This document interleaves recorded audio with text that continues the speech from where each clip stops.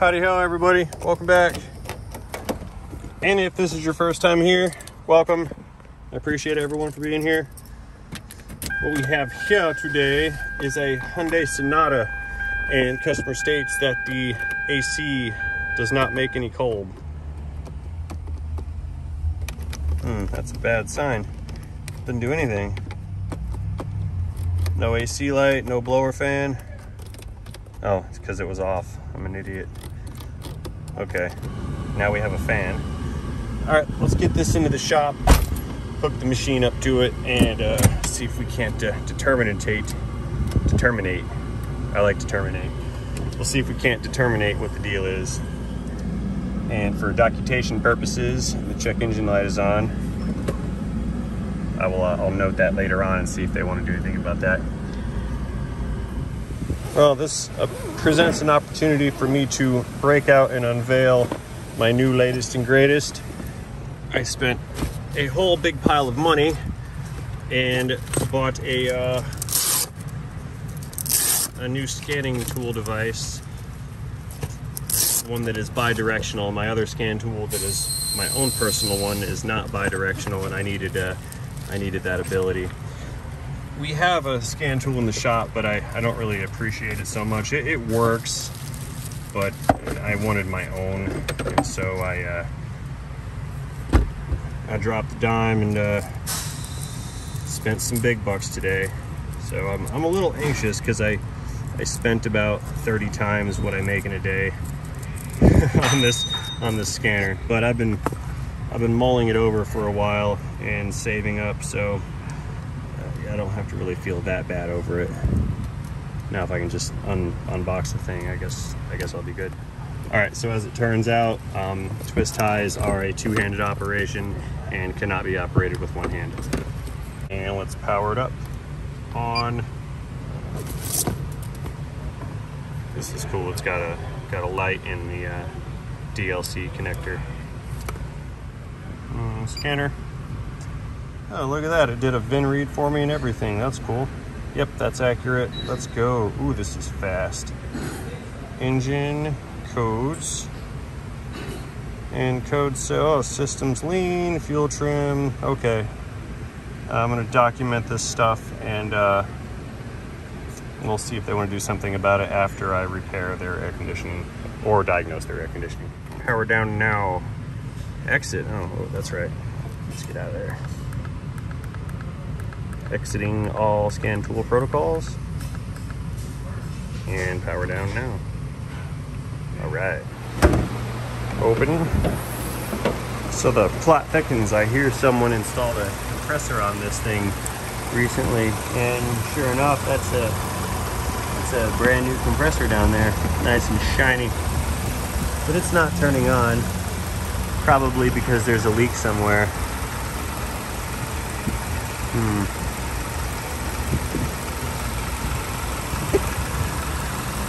Maybe. Let's check this other one here. Oh, I hear felt pressure under that cap too. Okay. Seeing as how I already suspect that there's a valve leak here, I'm going to put some oil in it. Save the re for later, everyone. I can do this. Because this oil is going to bubble if there is a leak, and I'll be able to visually identify it as soon as the bubbles from the oil go away. All right, well, I'm done staring at this Schrader valve for now. I've taken a look around at the condenser here, looking for a wet spot, and it looks fairly okay-ish, except for this corner right here. And yeah, I think that shows up better on camera, I think.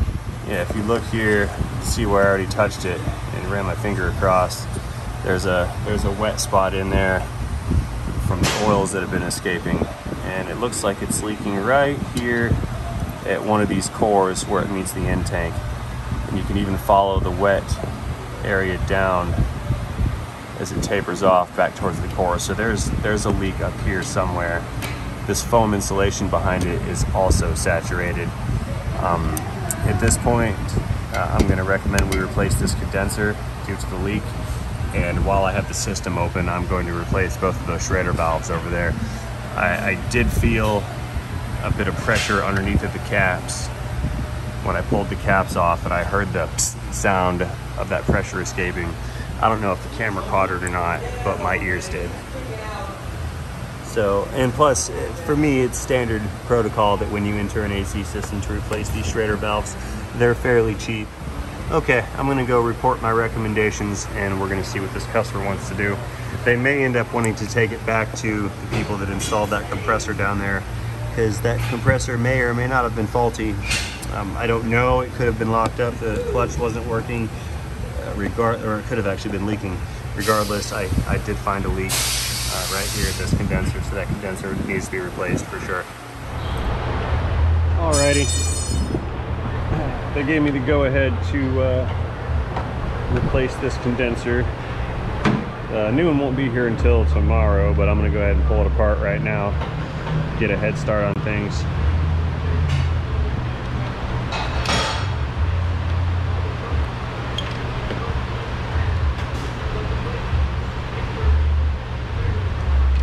I think I'm supposed to take the front bumper off to get this out, but I'm gonna try to get around that if I can. If I can't, then so be it, but we'll see.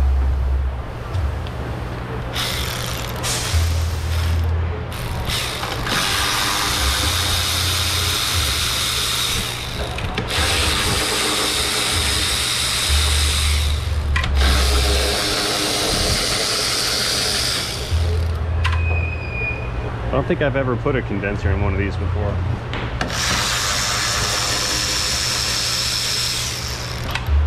So this might be a learning experience for all of us. There's two mounts here for the core support, and there's a pair of bolts behind it. I'm going to go ahead and pull those bolts out next. That way I can move this core around if I need to.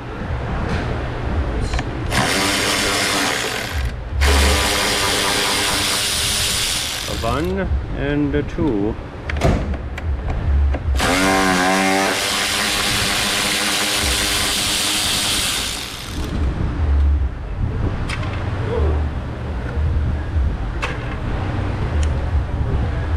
Okay, let's go to the other side and get that mount removed also.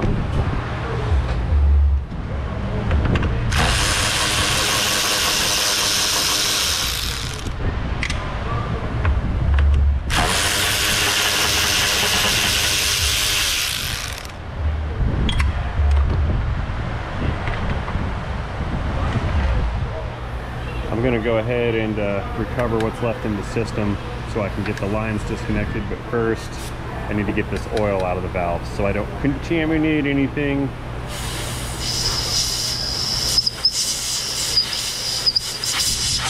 I'm also replacing both of these valves.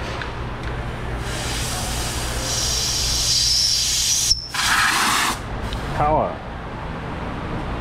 There we go.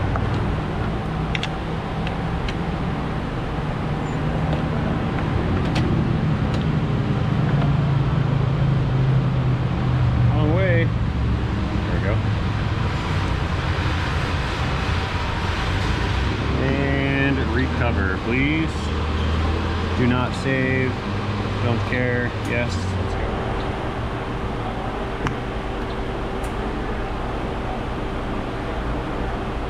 Oh. Huh. There's nothing to recover. No pressure on inlets. Check connections. Yep. That explains why I didn't see very much leaking out of the valves. There's nothing in there. Yeah. No pressure. Look at that. All right, makes my job a little faster.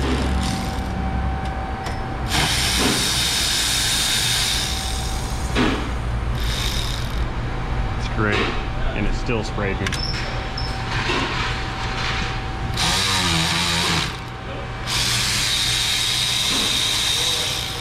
No biggie.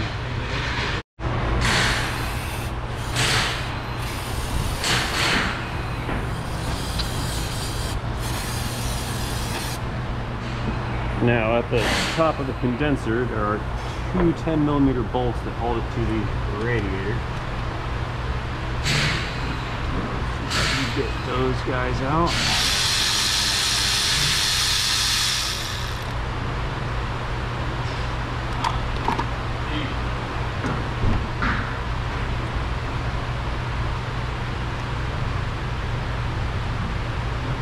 There's one.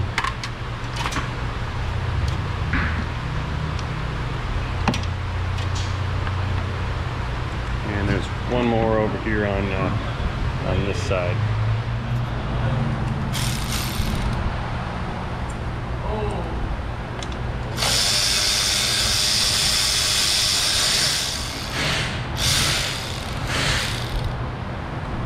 Second one out. Good. Okay, so I'm trying to move this back a little bit to get some more space. This fan is kind of in the way. So I'm gonna go ahead and pull this fan and shroud out. I'm gonna try to do this without removing the radiator hoses so they don't spill.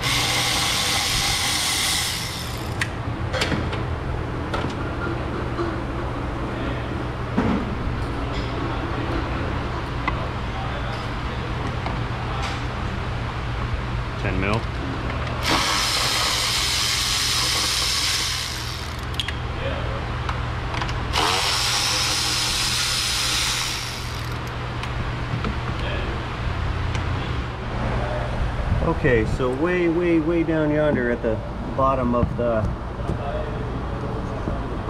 fan shroud, there's these little clips. See that? There's one clip there, and the other side's got another one. So I'm gonna have to reach down with one hand, unclip the clip, and then pull up with the other hand to start to pull the shroud out.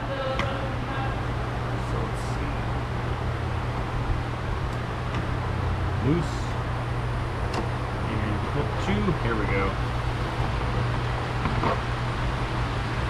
Now we're getting some space, maybe.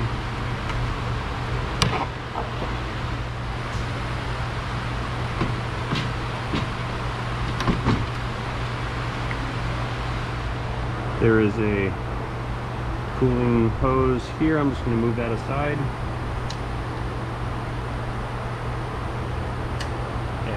Pull the core up and away from the radiator. Come on, condenser, come out. There we go.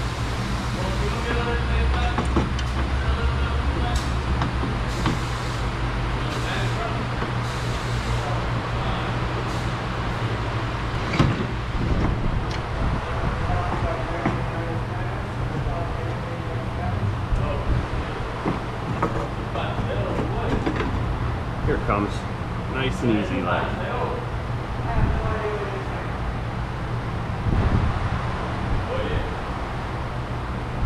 Let's try to change this color of light and see if we can get a better view of the leak. Okay, I changed my light to a more of a yellow color. I'm not sure if it's coming in on camera or not, but you can see right about right here how it's darker in this area. And there's some liquid, oily liquid buildup here and on top here. Or if we go to the other side and wipe it again, it's fairly clean.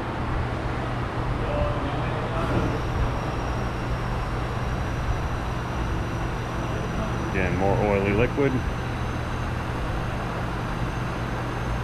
Oh, there's a telltale. We've got some green dye.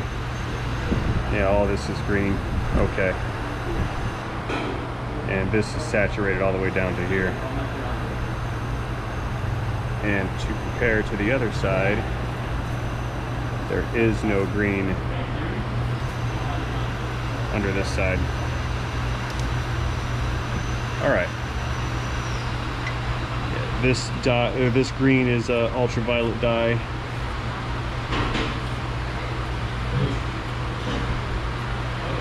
And this is wet to the touch. Also, I feel the oil that's in that dye. So this is a confirmed leak somewhere, probably one of these cores right here. on this condenser. So like I said earlier, the new one won't be here till tomorrow, so I'm going to put this thing on hold until then. Once it shows up, we will install the new one, replace those Schrader valves over there, recharge it, and then we're going to evaluate the system performance at that point. Okay, it's day 2, first thing in the morning, and it appears I have a new condenser here.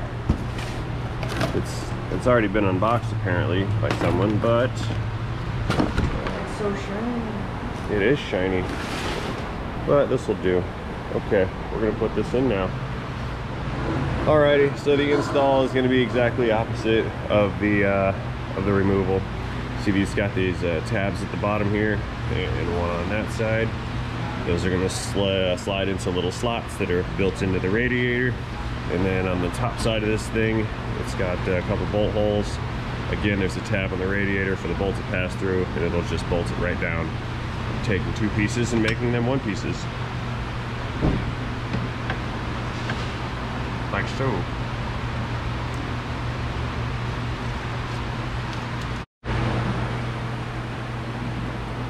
A little bit of light should make this easier on me.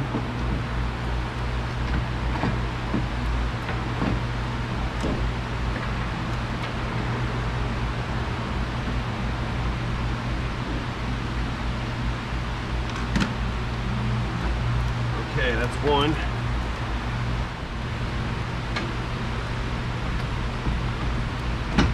There's the second one. Now I can take this radiator and put it back in its mounts. Okay, that's in place.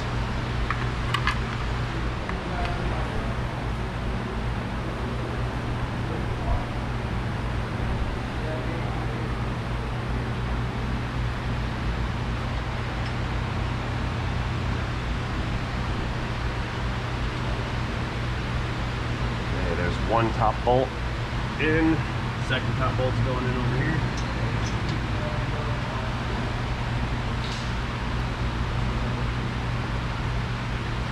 Okay.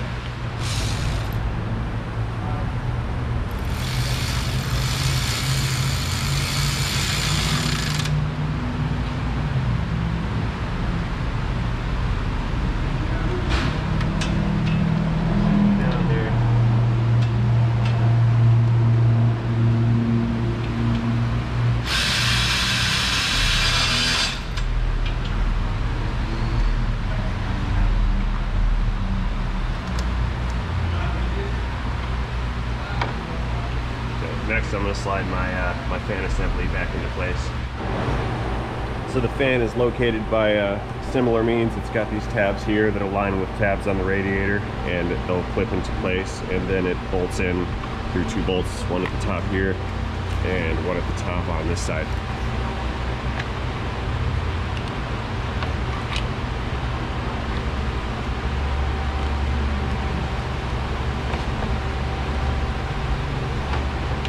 Care must be taken to not damage the fins on the radiator by jamming things into them.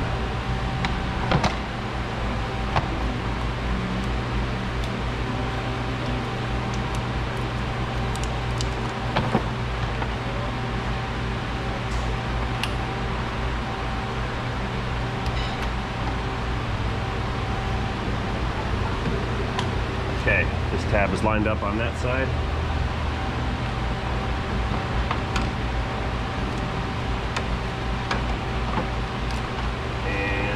Same on the driver's side.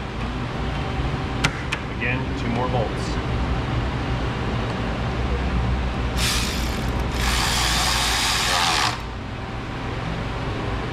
This one.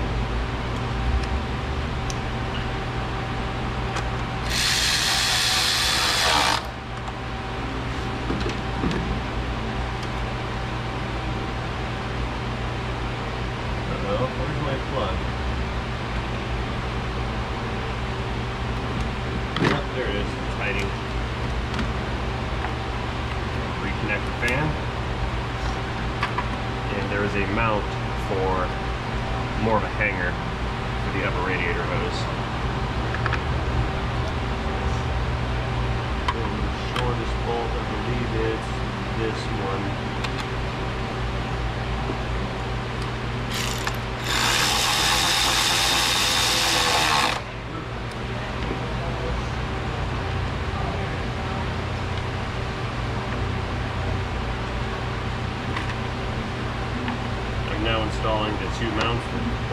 here to the core support.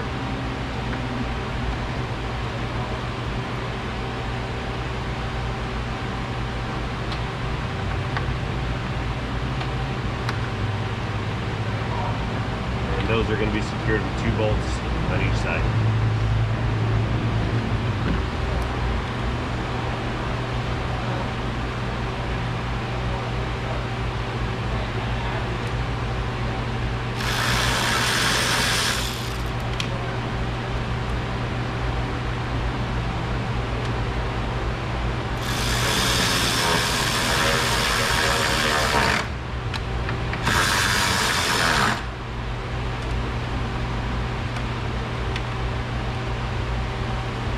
Again, 2 more bolts on this side, and the entire cooling package will be secure.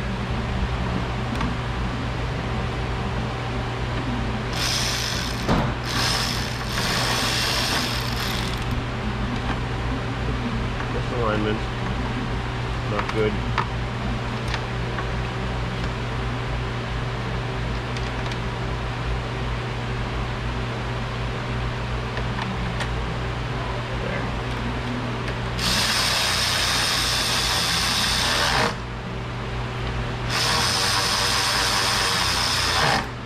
Okay, all that is left now are going to be the 2 lines, and then I will pull the system down into a vacuum, install the appropriate charge. While that's happening, I'm going to put the trim back on the front of the grill.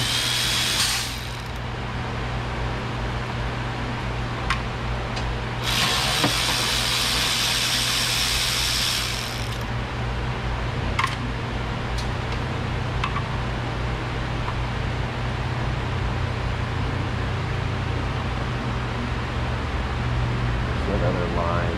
Where'd you go? There it is.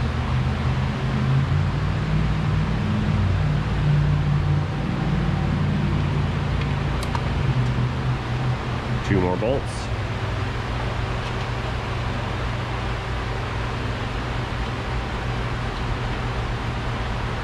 Actually, no. Those are supposed to be studs, which are still over here in the old condenser. So I'm gonna have to pull those out.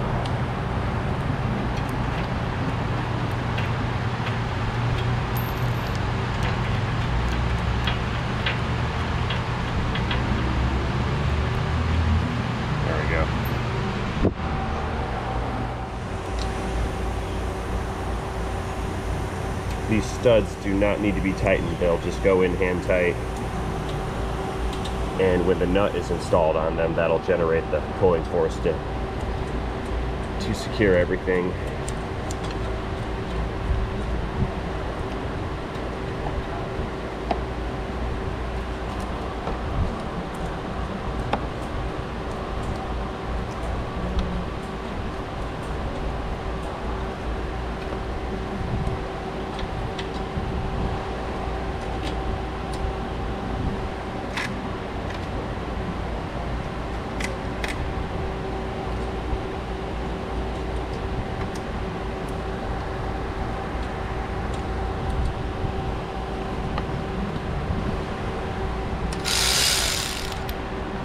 Wrong way.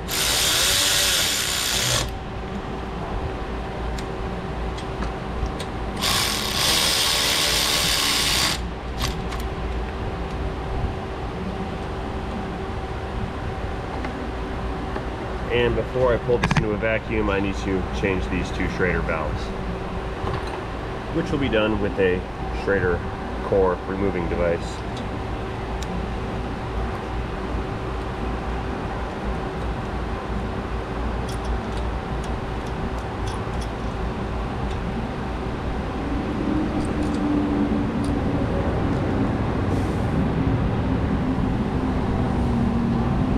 One.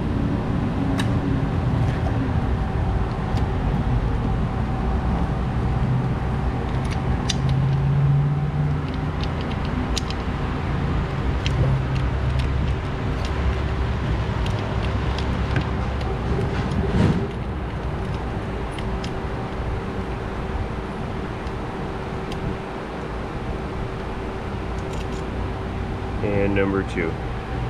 Okay, let's go find some new ones and put this back together. Okay, so just got back with my valves. We have a master kit full of all kinds of goodies like this. And you just drop it down in there. Again, use the same tool. They're threaded. Tighten them down until they stop, and then just give it a nudge. That's all it takes. And repeat on the other valve. Drop it in, tighten, and good to go.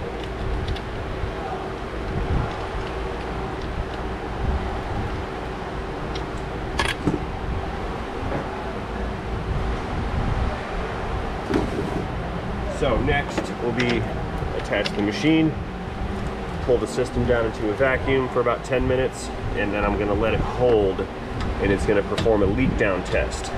Basically, what that means is if the vacuum level changes to any degree, a quarter of a pound or so, the machine will fail the system because it will assume it has a leak in it, and I'll have to go back and look again for anything else that's leaking.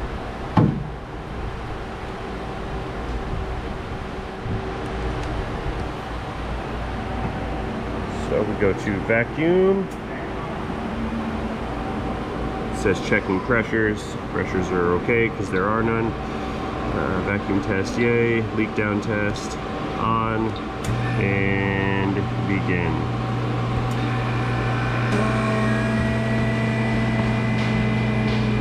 You can see it's already pulling down into a negative pressure, high and low side. And we're just gonna let this guy do its job for a while. We'll come back later. So while that machine's doing its job, I'm gonna toss all these trim pieces back together. Let's see, a couple push pins. There's not one. Nope, there's one.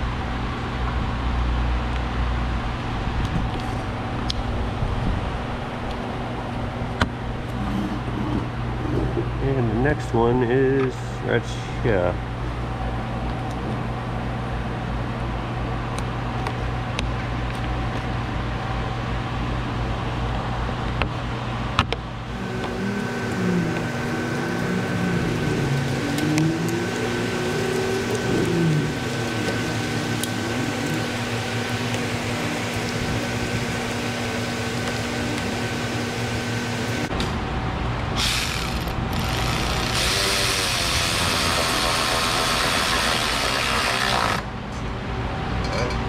Same thing on the passenger side. Got one bolt and 3 more screws.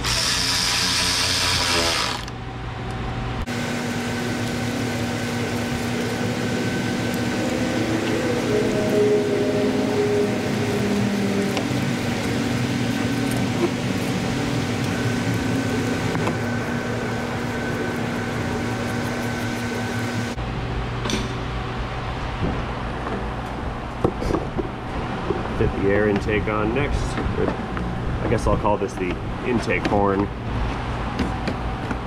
I'm sure it's got a better name than that, but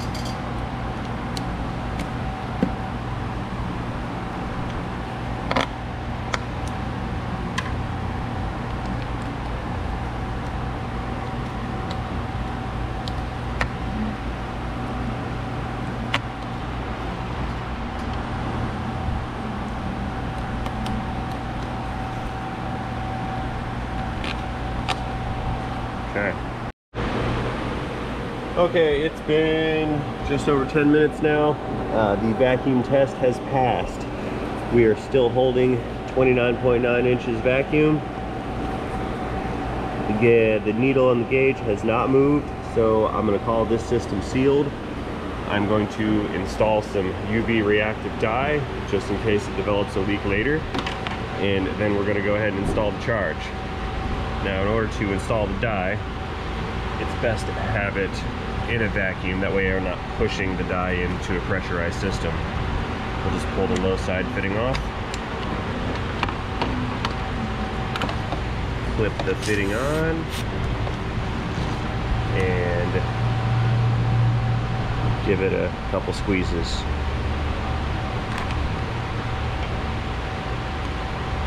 That was a squeeze and a half. And there's our die. Now I'm going to reattach my low side fitting, and we're going to install the refrigerant charge. Next, charge. No, it's not a PoE system. Okay, the die is installed. I am now going to install the refrigerant. I believe the specification off of the placard on the firewall is 575 grams. Let's see, so we're going to change this over here to metric, that's kg, and it's 575. Charge it through the high side. And now is the point where you don't touch the machine because it's measuring using a scale how much refrigerant is in the tank. So you don't disturb it, don't touch it, let it take its reading, and then it's going to go ahead and install a charge into the AC system on the car. There she goes. I don't know if you can hear it, but I heard the psss as it was feeding in.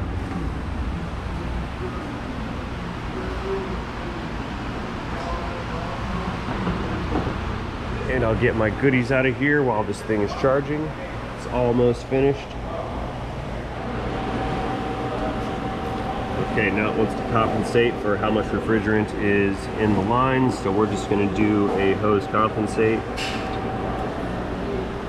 The machine is programmed to know exactly how much refrigerant is contained within the lines, and it's just going to add that much extra to ensure that the system doesn't get shortchanged by a couple ounces or so.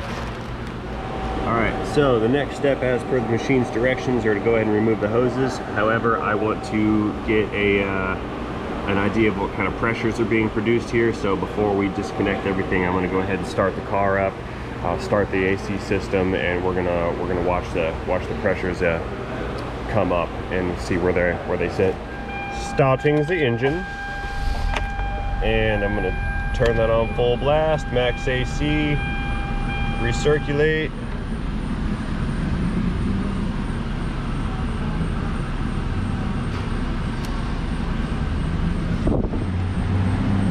Okay. Oh yeah, we're making cold now. Okay, we can see the compressor.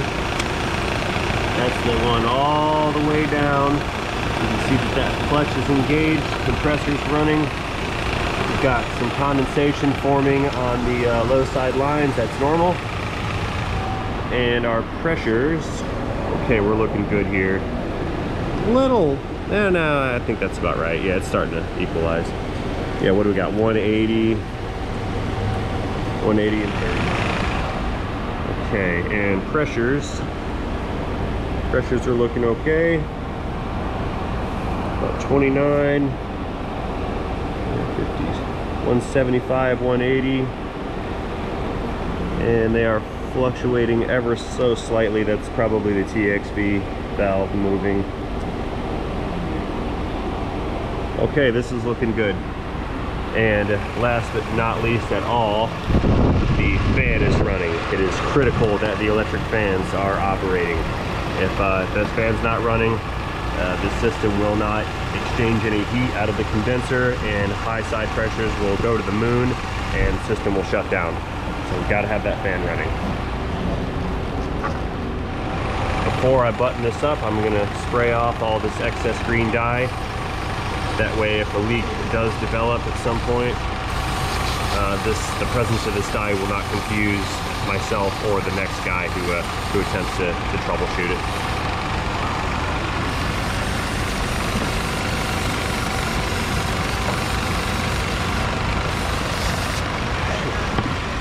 Brake clean stinks. And of course, caps go back on.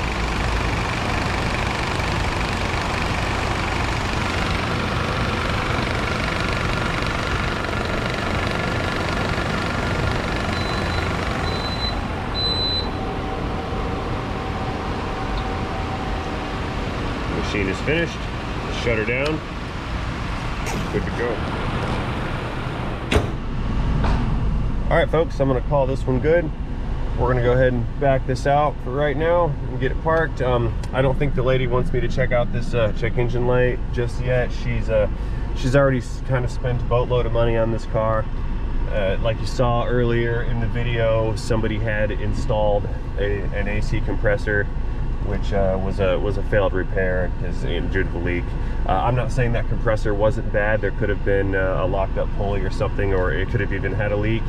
However, they did miss the leak that I found, and potentially made a repair that was not needed. So all that being said, she spent a bunch of money already, and we're not gonna pursue any additional repairs at this time. I would, however, like to thank everybody for watching this video. If you like this video, please do me a favor and hit that thumbs up button.